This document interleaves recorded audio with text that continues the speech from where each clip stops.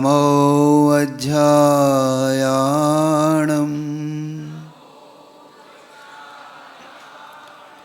नमो लोये वसाहुणम्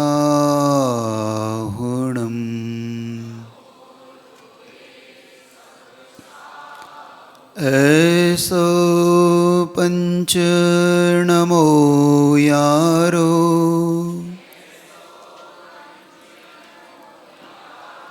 सवपावपणाशनो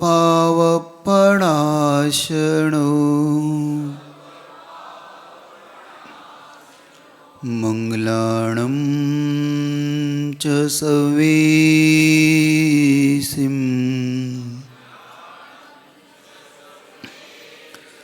परमं हवै मंगलम् परमं हवै मंगलम् परमं हवै मंगलम्।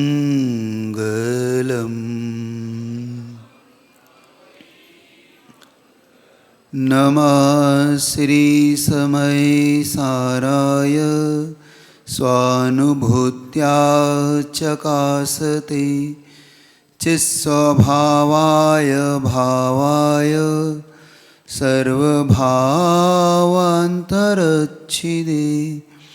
देवादिदेव अतिशयकारी चिंतामणि पार्श्वनाथ भगवान की परम पूज्य आचार्य भगवंत वर्तमान के वर्धमान गुरुवर विद्यासागर जी महाराज की जय। वीर सागर महाराज की जय। परम पूज्य विशाल सागर जी महाराज की मुनि संग की। अपनी बात करूं उससे पहले आपसे कुछ जानने का पुरुषार्थ कर रहा हूं। आपका अपने प्रभु में कितना विश्वास है? आप बता सकते हैं आपको अपने प्रभु पे कितना विश्वास है?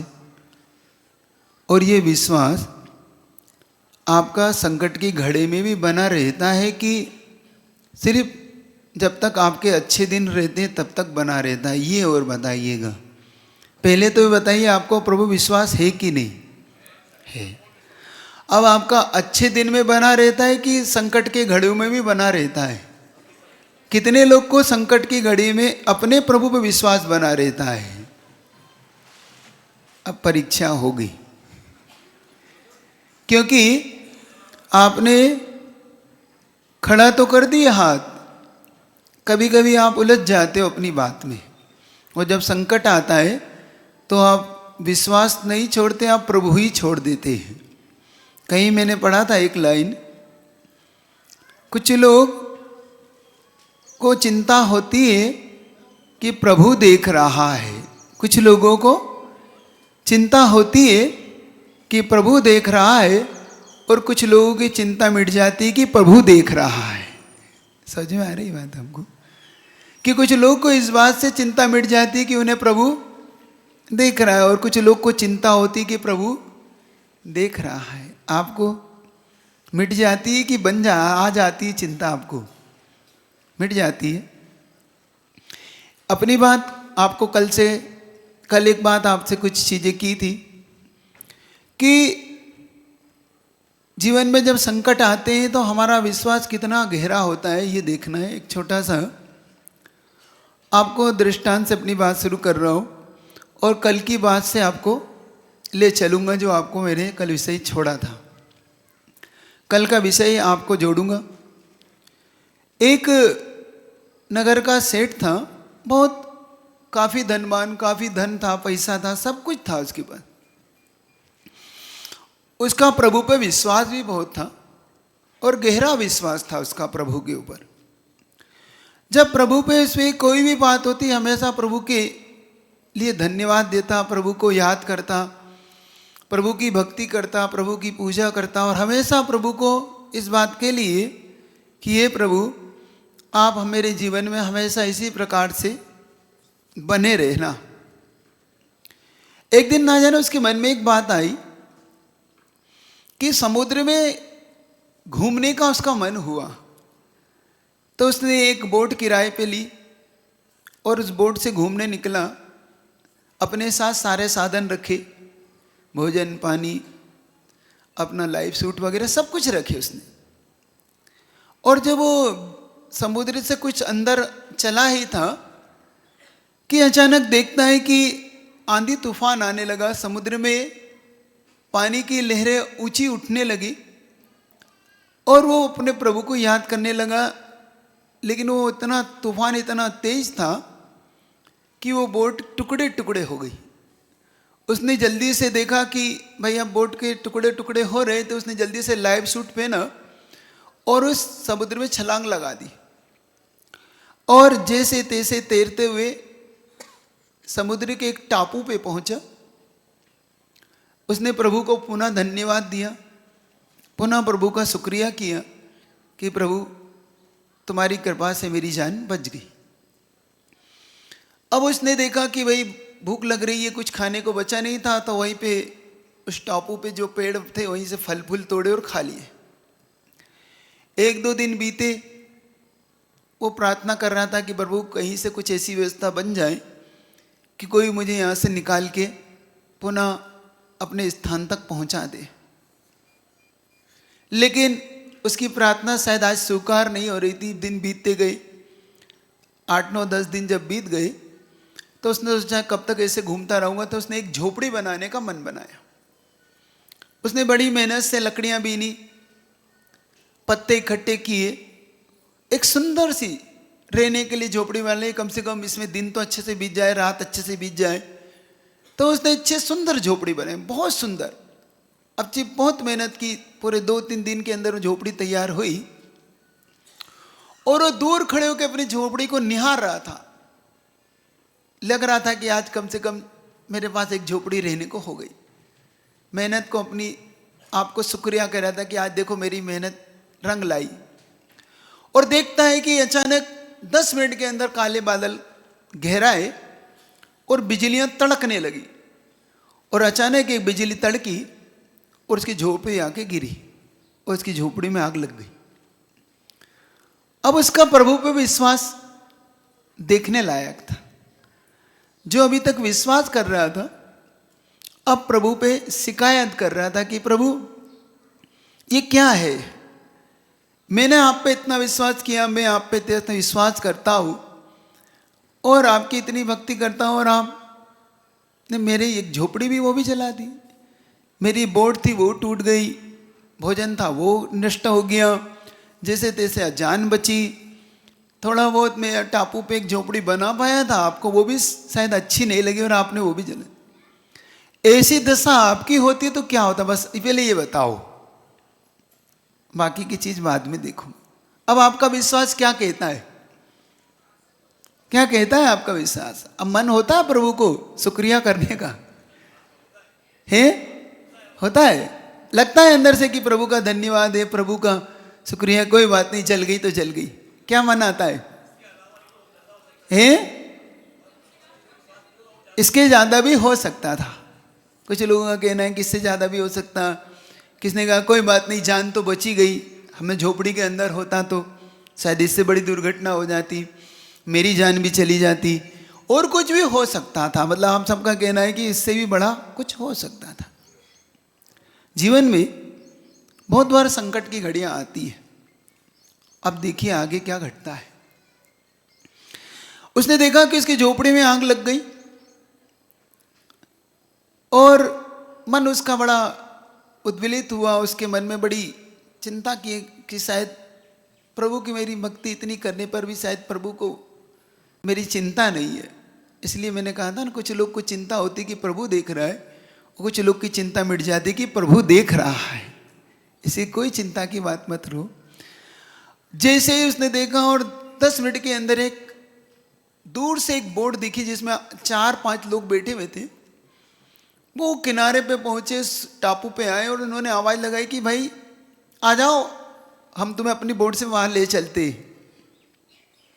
वो बोट पे जाके बैठा, उसने कहा कि भाई आप लोग कैसे आए?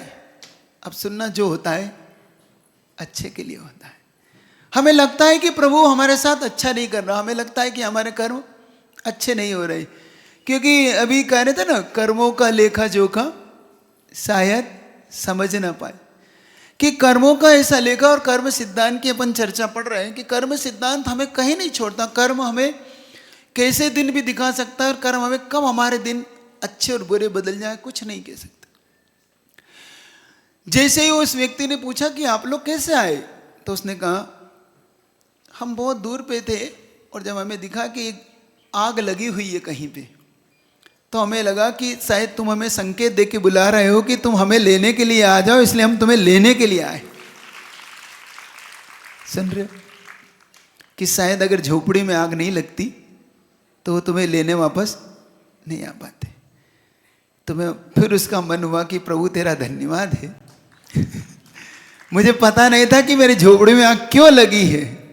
कभी कभी कुछ हमारे जीवन में ऐसे दिन आ जाते हैं और हमें ऐसा लगता है कि शायद प्रभु हमारी सुन नहीं रहा है, बल्कि वो इसलिए होते हैं कि अच्छे दिन आने के लिए बुरे दिन होते हैं। कभी कभी ऐसे भी दिन होते हैं हमारे दिन में, ऐसे घटता है हमारे जीवन में। जब ऐसी चीजें आ जाए तो बस समझना अब अच्छे दिन आने वाले हैं। जब सबसे खराब दिन हो, मैं बार बार कहता हूं, आपसे लाइन कही थी ना, जब अंधेरा गहरा हो तो सितारे चमकदार होते हैं, तारे चमकदार होते हैं, और संकट गहरा हो तो किस्मत आगे चमत्कार होती है, चमकने वाली होती। बस इसीलिए समझ लो कि चमकदार है, कुछ ना कुछ जीवन बदलने वाला है।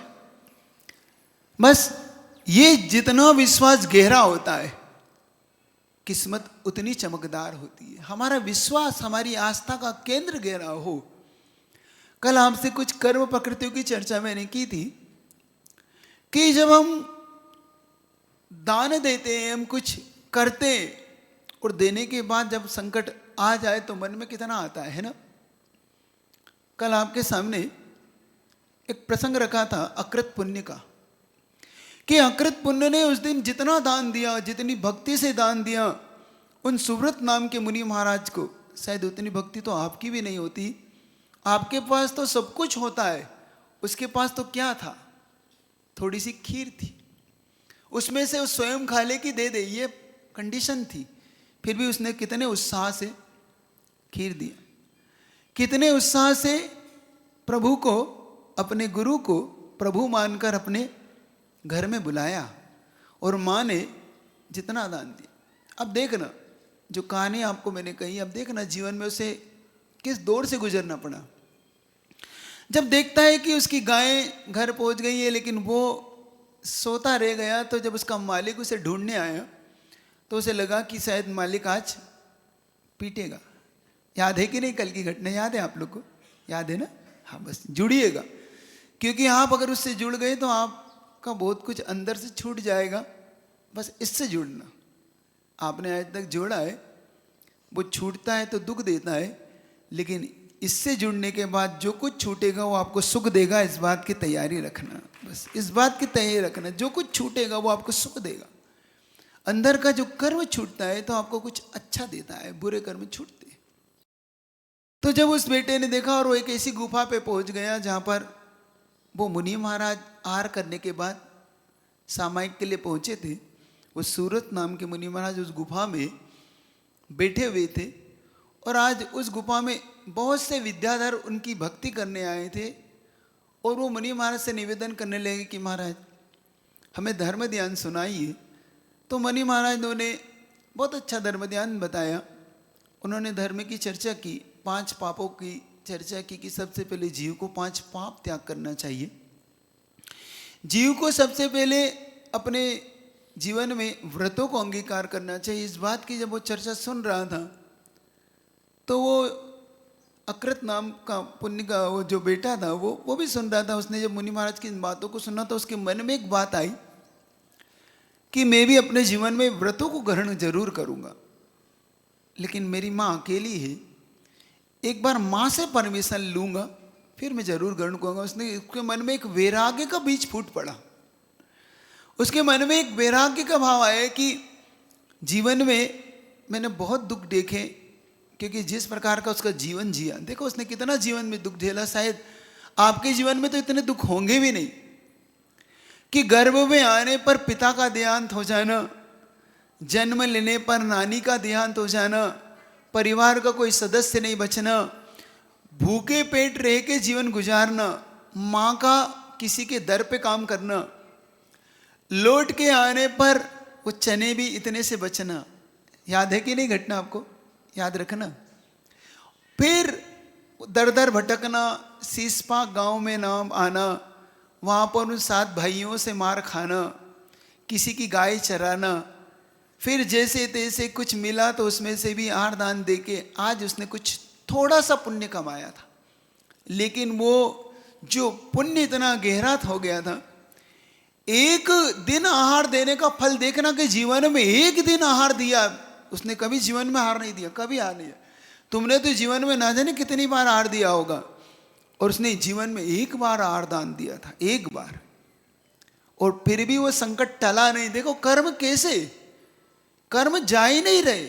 आपकी शिकायत होती महाराज, इतना धर्म ध्यान करते हैं, इतनी माला, इतनी शांति धारा, इतना दान, सब कुछ करने पर भी हमारे जीवन में कर्मों का थोड़ा सा भी प्रभाव कम दिखता ही नहीं। तो हम सही कर रहे हैं कि गलत कर रहे हैं? कभी कभी तो आपको बहुत सारे प्रश्न उठाते, कभी कभी आपके जीवन में ये दिन भी आ जाते हैं कि अच्छा करते करते और बुरा होने लगता है। जितना अच्छा करो उतना जम से बुरा होता है आपका, होता है कि नहीं? बहुत बार देखना, जिस दिन आप दान दो उसी दिन सबसे बड़ा नुकसान, जिस दिन आपने कोई बोली ले ली उस दिन और आफत। बहुत बहुत संकट आते जीवन, मैंने देखा बहुत बार आते। और जिस दिन और कोई बड़ा काम कर लिया, किसी की सहायता कर दी, तो और बुरे दिन आते। एक बार की घटना मैंने बताता हूँ। ऐसे ही मैं दान की चर्चा कर रहा था तो एक व्यक्ति मेरे से खड़ा हो गया, बहुत नाराज, बहुत नाराज। मैंने क्यों भैया नाराज क्यों हो रहे हो? महाराज आप दान की इतनी चर्चा करते हो, इतनी चर्चा करते हो आप लोग दान की, मेरा जितना अहित हुआ दान के बाद उतना तो किसी का नहीं हुआ। मैंने क्या हो गया भैया? महाराज एक बार मैंने तुमसे कल कहा था ना, तुम कलश लेके उलझ गए। बता रहा हूँ, तुम देखो। हुआ यूं कि वो ट्रेन में सफ़र कर रहा था, और ट्रेन में सफ़र करते करते, अब जैनी है व्यक्ति तो शाम को भोजन करता ही है, तो उसने शाम देखी और रात होने से पहले उसने अपना टिफिन खोला। एक रेलवे स्टेशन पे एक ट्रेन रुकी तो उसने जल्दी से अपना टिफिन खोला, परिवार साथ में था, उसने टिफिन खोला तो एक भीख मांगने वाली छोटी सी बालिका वहाँ आई। उसने कहा कि बाबूजी भूख लगी है, कुछ दे दो। तो उसने कहा क्यों बात नहीं भाई। उसने रोटी उठाई और दे दी। और 2 मिनट बाद जो वहाँ पे ड्रामा हुआ, रोटी खाने वाली वो बालिका गिर पड़ी और उसके मुख से झाग निकल रहा, और झाग निकल रहा है, और उसके सब आ गए उसको, इन तुमने मारा है, तुमने रोटी, तुम्हारी रोटी में जहर था, ये था, बहुत सारी इतनी सारी बातें होने लगी। अब वो घबरा गया, और जो बेटी के माता पिता जो भी थे वो लोग रिश्तेदार, उनका अब तुम ट्रेन रेलवे स्टेशन चलो, पुलिस वालों को बुलाओ। अब उसने कहा कि भाई अब मैं अच्छा भला मैं भी भोजन कर रहा हूँ, मुझे कुछ नहीं हुआ है, ऐसे कैसे हो गया?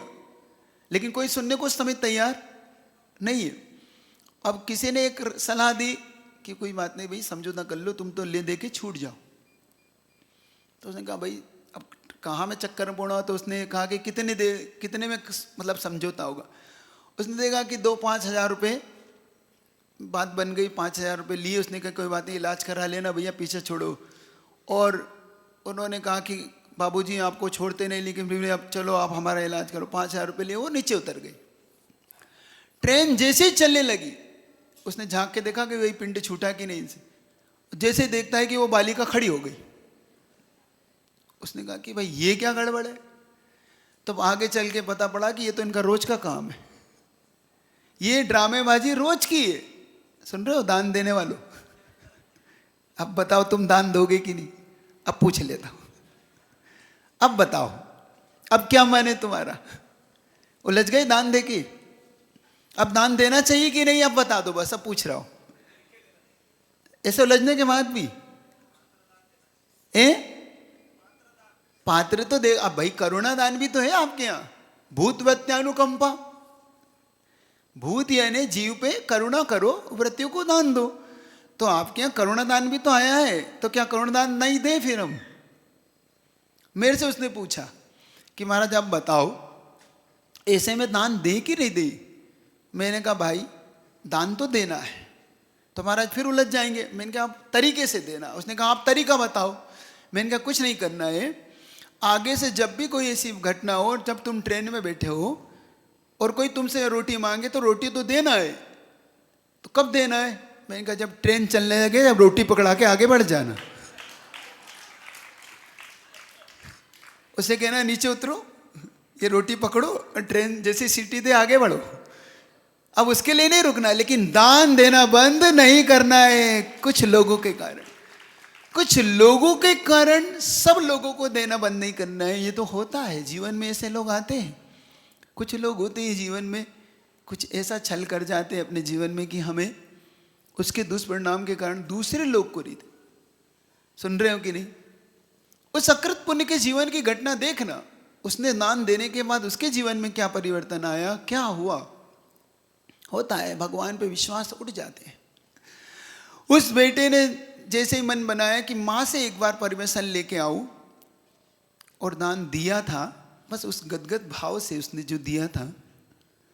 और जैसे ही वो निकला, थोड़ी दूर पे चला कि पीछे से एक भूखा शेर जो आज तलाश में था शिकार की, उसने उस बेटे को देखा। पीछे से उसने उसके ऊपर वार किया और बेटे का वही खात्मा हो गया। सुन रहे हो प्रभु को विश्वास करने वालों? अब पूछ रहा हूं, उसकी झोपड़ी जली तो फिर भी वो बच गया। अब तो ये तो चला ही गया। अब क्या करना? जिसने आज ही दान दिया, मैंने कहा ना, जिस दिन दो उस दिन और बड़े संकट, जान पे बनाए, जान ही चली जाए। क्या अब विश्वास तुम्हारा क्या कहता है? अब क्या करना चाहिए था उसे? जान चली गई और प्राण निकल गए। उस शेर ने उसके टुकड़े टुकड़े कर दिए। अपना जितना खाना था खाया उस बच्चे को, और वो शेर वहां से चला गया। माँ को चिंता हो रही थी कि मेरा बेटा घर नहीं लौटा। इधर जो बलभद्र उसे ढूंढने आया था, उसका जो भाई, मुंह बोला भाई था, वो अंधेरे में वापस घर लौट गया। उसने कहा कि बहन अंधेरा बहुत हो गया है, कल सुबह देखेंगे।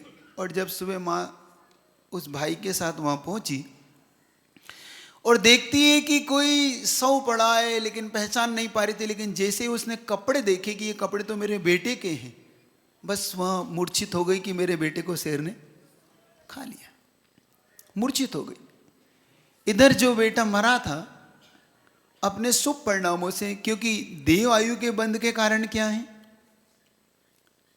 देव आयु के बंध के कारण देखना आप, जो व्रतियों को दान देता है, जो संयम का पालन करता है, सम्यक दर्शन के साथ मरता है, ऐसा व्यक्ति नियम से देव पर्याय को प्राप्त होता है। वो बेटा भी आज सौधर्मेंद्र में प्रथम स्वर्ग में जाके देव पर्याय को प्राप्त हुआ। सौधर्मेंद्र की उस पर्याय में, उस स्वर्ग में जाके एक सुंदर देव बना, अवधि ज्ञान से युक्त हुआ। और अवधि ज्ञान से जब युक्त हुआ तो वो देखता है कि मैं इस पर्याय में आया कैसे हूँ। तो देखता है नीचे माँ रो रही है। अवधि ज्ञान से जानता है कि माँ नीचे बहुत संकलेश कर रही है, सब लोग दुखी हैं। और वो देखता है कि मैं तो इतना सुंदर देव बना हूँ। तो वो नीचे उतर के अपनी माँ को संबोधन देने आता है। चूंकि विक्रिया नदी उसके पास थी, तो उसने अपनी विक्रिया से अपना पूर्व का रूप बना लिया, मतलब वही अकृत पुण्य बन गया। और माँ को संबोधन करता है कि माँ तुम रोती क्यों? मैं हूं तो, मैं यहीं तो हूं। तो माँ देखती है, अरे अकृत पुण्य तो जिंदा है। और जिंदा है तो वो तुरंत दौड़ती पकड़ने के लिए, लेकिन वो देव तो पकड़ में कैसे आता? उसकी विक्रिया से वो बना था, तो बार बार उसे छूना चाहती, लेकिन वो देव पकड़ में नहीं आता। फिर वो माँ को संबोधित करता है वो कि माँ ये सच है कि मेरा मरण हुआ है, लेकिन मैं एक देव पर्याय में आज देव हुआ हूँ। तुम संकलेश मत करो। उन सुव्रत नाम के मुनि महाराज की कृपा है कि उनके आड़ दान का प्रभाव से आज मैं इस देव पर्याय को पा पाया हूँ। अगर उस दिन में अगर आड़ दान नहीं देता, अब सुनो दोनों कंडीशन समझना। एक कंडीशन में दान देने के बाद मर रहा है, हमारी विचारों में से एक ही पर्याय हमें दिख रही है। हमें कौन सी पर्याय दिख रही है? अकृत पुण्य की। और अकृत पुण्य की पर्याय देख रहे हैं तो हमने तब क्या निर्णय ले रहे हैं कि दान का फल क्या है, दान देने से ये अगर दिन आ रही तो हमें नहीं देना। लेकिन एक पर्याय देखना कि उस दान का प्रभाव ये हुआ कि जो दर दर का भिखारी था आज उस देव पर्याय में जाके लोगों को दान देने के योग्य हो रहा है, लोगों को सहायता के योग्य हो रहा है। सोचो, अब तुम्हें दूसरा दृश्य देख के क्या लगता है, दान देना अच्छा है कि बुरा है? पहला दृश्य से मन में आ रहा था कि कहां फंस गए, और दूसरे मन में देखते ही ये पर्याय। जब माँ ने देखा कि बेटे ने ठीक कहा, लेकिन माँ से एक भयंकर गलती हो गई। अब एक और चीज आपको दे रहा हूं कर्म सिद्धांत में, निदान बंद क्या होता है। हमसे जो निदान बंद जो हो जाते हैं, आप लोग छोटी छोटी चीजों के जो निदान बंद कर लेते हैं अपने जीवन में, उसे और समझ लो कि आप धर्म करते हुए कुछ पुण्य करते हो, लेकिन उस पुण्य को कैसे आप कन्वर्ट कर लेते हो छोटे रूप में, उस पुण्य को कैसे तुम छोटा कर लेते हो, उसका फल कितना गहरा होना था और तुम्हें कितना कम मिलता है। तुमने निदान कर लिया, अब तुमने मान लो कि धर्म ध्यान किया, शांति धारा की, अभिषेक किया, कलश लिया। अब तुमने उसके बदले में क्या भावना कर ली कि भाई इसके बदले में तो हमें हमारा कुछ अच्छा हो जाए, हमारा घर बन जाए, हमारा फ्लैट हो जाए, हमारी शादी हो जाए, हमारे यहाँ संतान हो जाए, हमारे कुछ मतलब आपके कुछ जो जीवन के कुछ ऐसी आपकी आवश्यकताएं होती जो आपको लगता है कि भाई ये होना चाहिए, है ना? मांग लेते हो कि नहीं, कर लेते हो कि नहीं?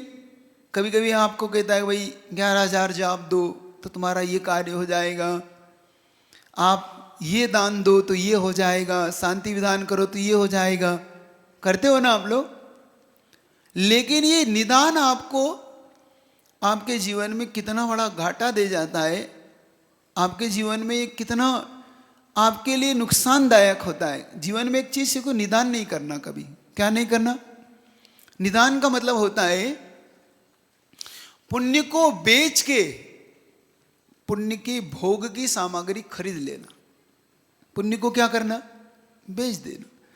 किस लिए? वो पुण्य कुछ ऐसी वस्तु देने वाला था, मुक्ति का मार्ग दे सकता था, मोक्ष दे सकता था, वो मोक्ष की परंपरा हमें दे सकता था, लेकिन हमने उस पुण्य को सिर्फ सांसारिक वस्तुओं में खर्च कर लिया।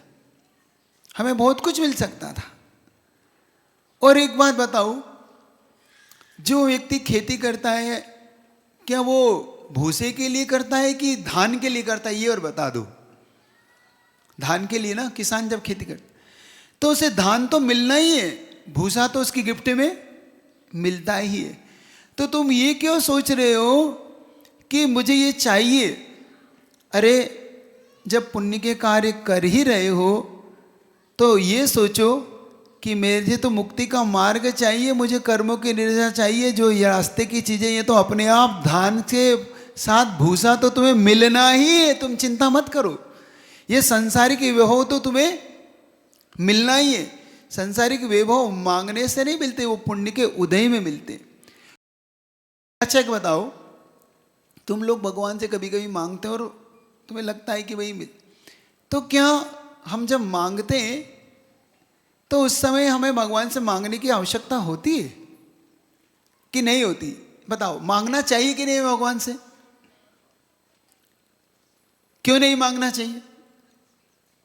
है क्योंकि वृक्ष के नीचे कभी होके छांव नहीं मांगी जाती। वृक्ष के नीचे खड़े होके कुछ मांगा जाता है? नहीं मांगा। क्या भरे हुए बादलों से जल मांगा जाता है? वो तो बरसा ही रहा है। और पूना में तो यहां तो आदमी परेशान है ना? आपके यहाँ बहुत बारिश होती है पूना में। हम लोग जब से आए तब से बारिश बहुत कम, इक्का दुक्का समय के लिए रुकती फिर गिरती है। जो बाहर वाले आए ना, आगरा वाले आए, दिल्ली वाले आते हैं, ये लोग तो विशेष परेशान से हो जाते हैं। पहले तो उनको अच्छा लगता है, और क्या क्लाइमेट है, बढ़िया है महाराज। फिर 3 घंटे बाद कहते ये कब बंद होगी? हमने कहा क्या हुआ? महाराज ये तो परेशान हो गए। तो ऐसा ही होता है। मुझे कभी कभी लगता है कि ये जीवन बड़ा धूप छांव की तरह है। कभी तो इतना बरसता है कि लेने की इच्छा नहीं होती, कभी जीवन एक बूंद को भी तरसता है, कभी ये जीवन एक बूंद को तरसता है और कभी दिन भर बरसता है।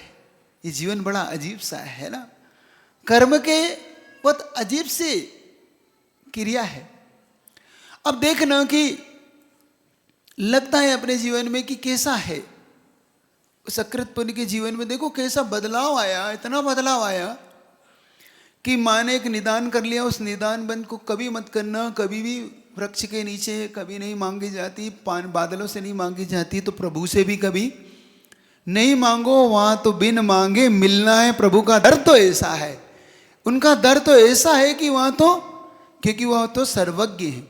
लेकिन उस माँ ने निदान कर लिया कि यही बेटा मेरा अगले भाव में पुनः मेरा बेटा बने। देखो उस माँ ने कितनी बड़ी गलती कर दी। उसने व्रत अंगीकार किए, सब कुछ अंगीकार किए, लेकिन उस निदान के कारण उसका फल कितना अल्प हो गया। उसकी जो महिला पर्याय छूटना थी, स्त्री पर्याय छूटना थी, लेकिन स्वयं अपने मुख से उस पर्याय को मांग बैठी। कभी कभी हमें ये विवेक खो देते कि हमें क्या मांगना क्या नहीं मांगना। स्त्री पर्याय वैसे भी आपको अच्छी लगती कि नहीं लगती? नहीं लगती ना। लेकिन कभी कभी वो मांग बैठते हैं। आप लोग भी कभी कभी गलती कर बैठते, कभी कभी गलती कर बैठते। ये गलती कभी नहीं करना। तो उसने बच्चे की मांग कर ली कि यही अकृत पुण्य मेरे, क्योंकि उसको इतना प्रेम इतना स्नेह था। ये मोह की वो प्रकृति है, ये चारित्र मोह की वो मोहिनी प्रकृति है कि व्यक्ति का एक बार उससे जुड़ा होता है तो उसे लगता है कि भव भव में यही हो। लेकिन ये आपके लिए सिर्फ भटकाने वाली प्रकृति है। और जब उसने ये निदान कर लिया तो अब देखो उसका जीवन कहाँ पे अब जाकर टिका। अब आपको कहानी का अगला पार्ट आपको दे रहा हूं। ये कहानी यहीं पे स्टॉप हो गई। माँ का भी मरण हुआ, वो भी दूसरे तीसरे स्वर्ग में जाके पुनः देवी बनी।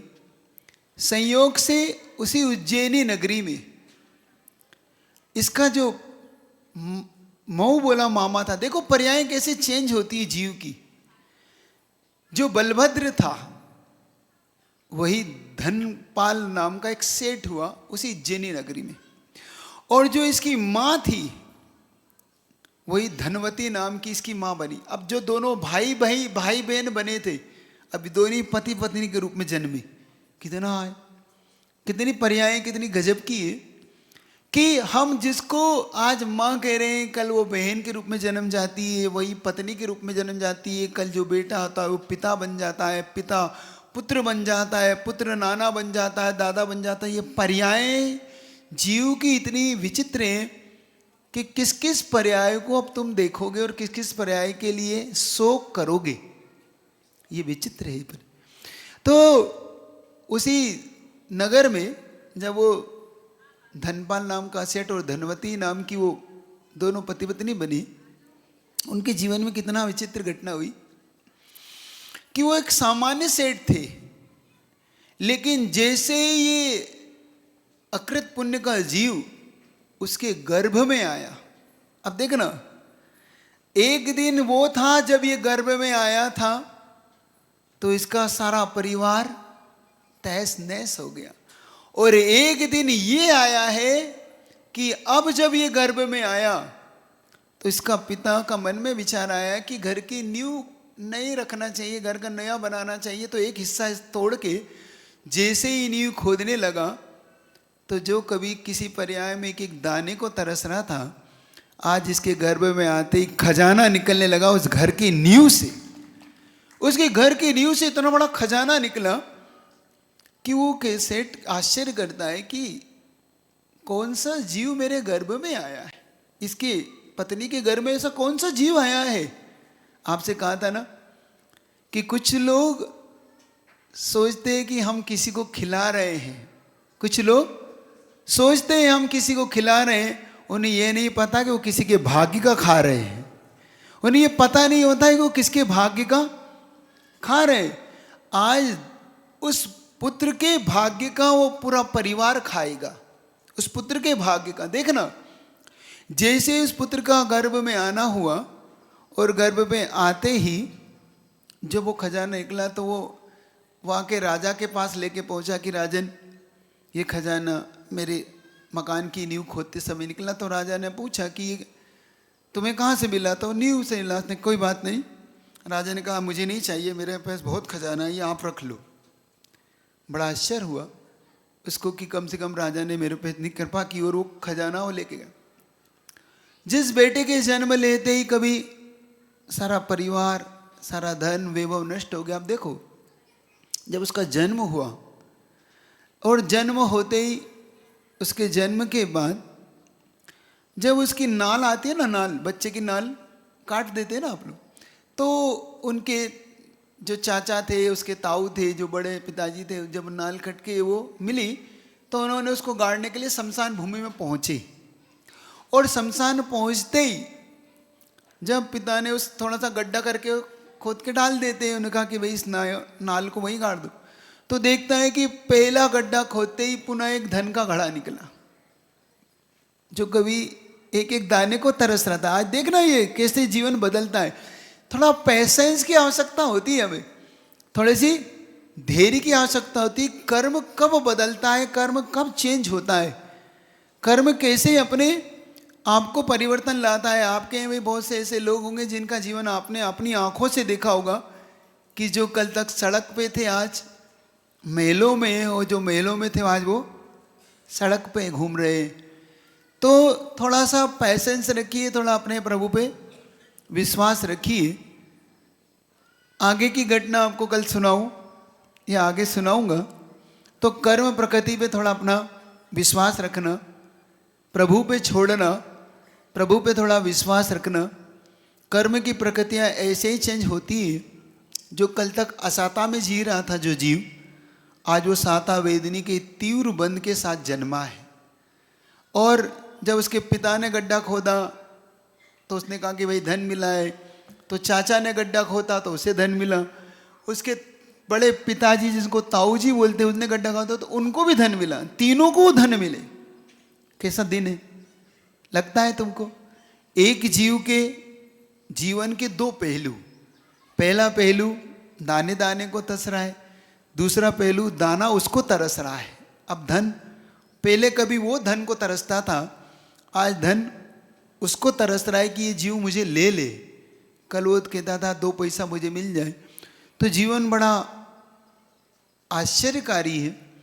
आज आपसे एक बात कह के अपनी बात पूरी करता हूँ कि जीवन में कभी भी देने के अवसर आ जाए और ऐसे आहार दान देने के योग्य कभी ऐसे गुरु मिल जाए और पूज्य आचार्य भगवान जैसे गुरु मिल जाए तो कभी चूकना नहीं, कभी मत चूकना।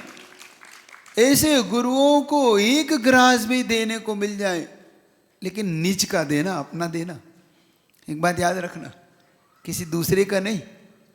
जीवन बदलते हैं और इसका प्रमाण शायद मुझे, यहाँ बुंदेलखंड की बहुत सी फैमिलियाँ हैं जो आज पूना में जॉब करती है, और बुंदेलखंड के लोगों को इसका प्रमाण देने की मुझे कोई आवश्यकता नहीं कि बुंदेलखंड जानता है कि उनके दिन आचार्य भगवान के आने के बाद बदले। पूरा बुंदेलखंड इस बात को जानता है कि जब से आचार्य भगवान ने इस बुंदेलखंड की धरती पे अपने चरण रखे और जिस जिस व्यक्ति ने आचार्य भगवान को आहार दान दिया है, उसके जीवन कहाँ से कहाँ बदले हैं। बस अपने दान देने के भावों को बड़ा संभालना, निदान बंद से बचना, निदान नहीं करना कभी। सुन रहे हो कि नहीं? देने के बाद ये नहीं सोचना कि मुझे ये मिले, ये व्यापार नहीं करना, ये घाटे का व्यापार है। देने के बाद तो किसान की बात ही भूल जाना। जैसे किसान आराम की नींद सोता है बीज फेंकने के बाद, और जब 4 महीने के बाद फसल काटता है तो बड़े बड़े भंडार उसके भरे रहते हैं। बस तुम इंतजार करना कि ये मैंने बीज बो दिया है, शेष कार्य तो अब अपने भाग्य पर छोड़ दे। तो आज इतना ही रखता हूँ कि इस कर्म प्रकृति को समझना, कर्म के सिद्धांत को एक बार अपना लेना, ऐसे ही दिन बदलेंगे। आज इतना ही रखता हूँ। आपकी आज परीक्षा भी हो सकती है शायद, है ना? एग्जाम है ना, 8 बजे है, तो एग्जाम आपको जरूर देना है। इसी पे ही चल रही है एग्जाम भी, ठीक है ना? तो परीक्षा जरूर दे लेना बहुत अच्छे से। इतना ही रखता हूँ। बोलिए आचार्य गुरु विद्यासागर जी महाराज की। परम पूज्य